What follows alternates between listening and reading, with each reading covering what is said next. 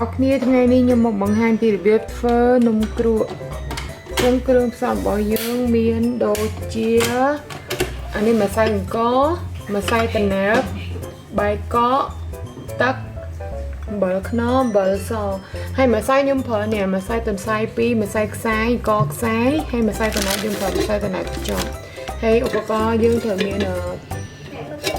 អំបែងចាក់នំគ្រក់នេះមួយហើយជាដំបូងគឺយើងត្រូវកិនបាយកកសិនកិនបាយកកជាមួយនឹងទឹកចឹងមុនដំបូងយើងចាប់ផ្ដើមកិនបាយកក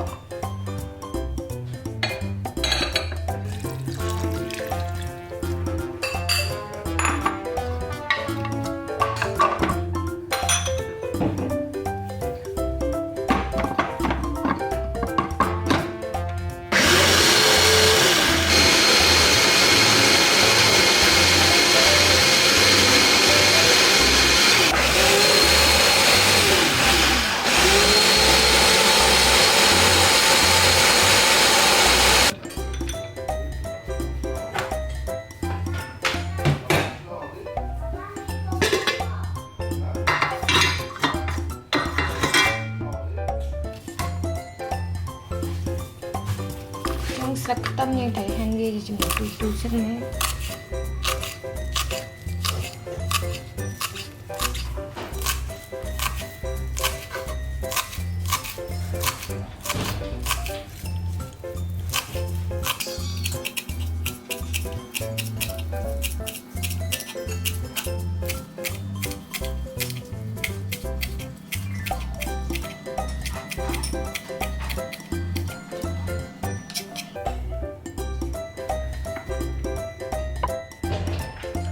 ឥឡូវខ្ញុំចាប់ដាំលាយម្សៅដំបូងចាក់ម្សៅខ្សាយចូល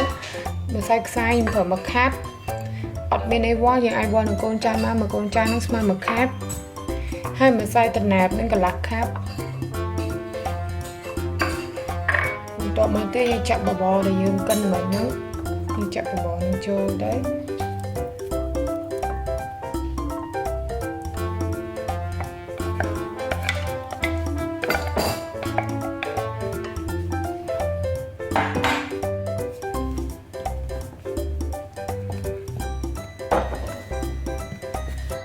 ចឹងបន្ទាប់មកខ្ញុំលាយខ្ទិះដូងខ្ញុំប្រើកំប៉ុងតូចនេះទេក៏ប៉ុន្តែទាំងអស់ញ៉ាំប្រើកំប៉ុងធំនេះក៏បានដែរដាក់ទាំងអស់នឹងក៏បានតែដោយសារតែអាតូចនេះវាខ្ទិះឈ្ងុយជាងខ្ញុំប្រើទូចនេះមកកំប៉ុងចឹងយើងចាក់ខ្ទិះដូងចូលមក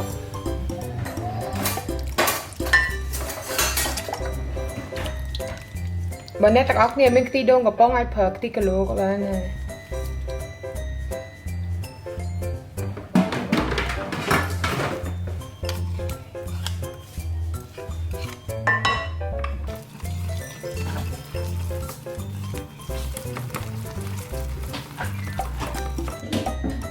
បន្ទាប់មកខ្ញុំថែមទឹកកន្លះកូនចានទៀត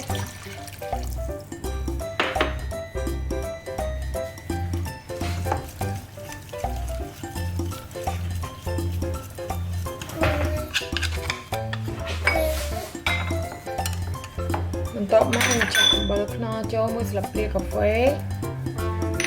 ហើយយើងថែមអំបិលសកន្លះស្លាបព្រាកាហ្វេបន្តិចទៅហើយកូរឲ្យចូលគ្នា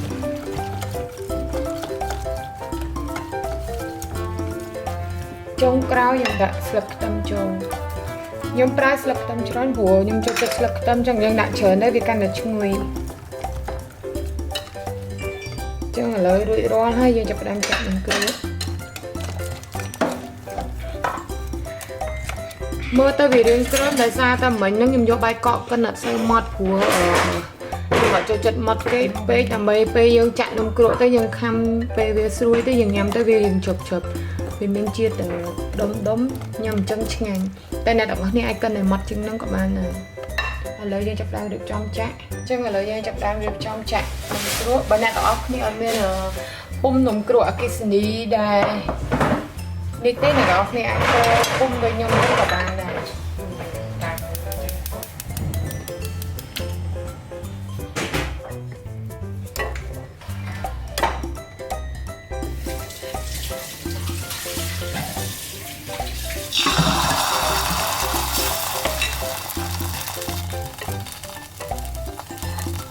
មើលទៅដូចយើងខាប់ពេកចឹងចាំយើងថែមទឹកទៀតក៏បានដែរ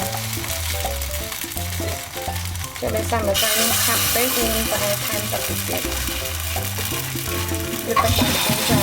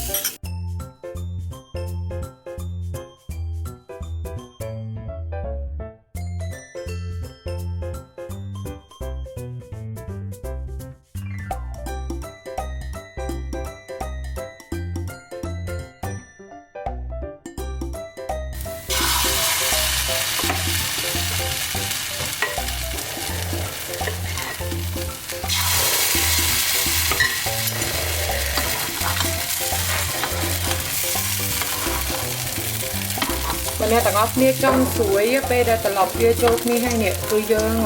ដាក់វាអំពងដាក់មានស្បែកអំពងនៅក្នុងនឹងតិចទៅវាអត់ចូលខ្លាញ់ទេនិយាយទៅវាគ្រាន់តែក្រៀមខាងក្រៅគឺឆ្ងាញ់ហ្មងហើយញ៉ាំទៅស្រួយឆ្ងាញ់ហ្មង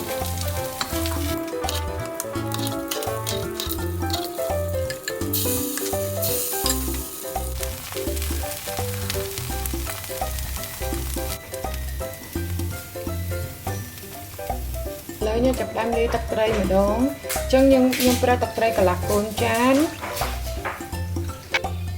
ស្ករស1កូនចានបន្ទាប់មកទៀតទឹកក្តៅ1កូនចានហើយយើងធ្វើការកូរវាឲ្យសព្វទៅកូរវាឲ្យរលាយស្ករនិងទឹកត្រីចូលគ្នាអស់ទឹកក្រូចឆ្មាចូលក្រូចឆ្មាខ្ញុំប្រើចំនួន2ផ្លែបើអ្នកទាំងអស់នេះចូលចិត្តជូរឬប្រៃសាបអីនេះយើងអាចដាក់ឲ្យយើងភ្លក់មើលតាមចំណង់ចិត្តយើងខ្លួនឯងបានបន្ទាប់មកដាក់ខ្ទឹមម៉ត់ចូល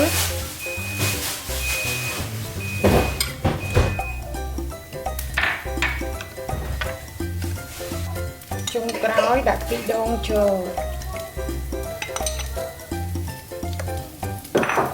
អូខេលើរួចរាល់ហើយទឹកត្រីនំគ្រក់យើង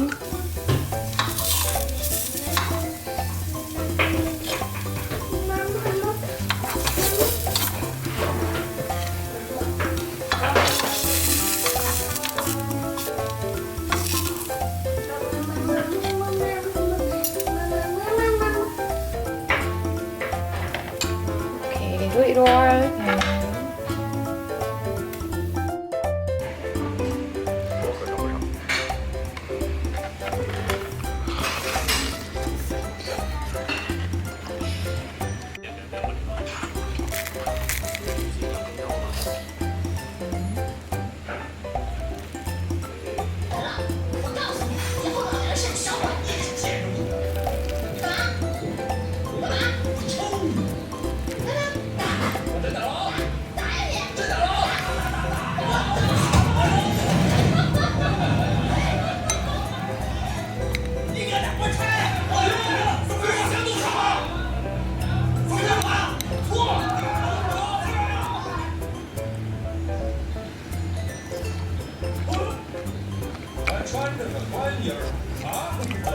身，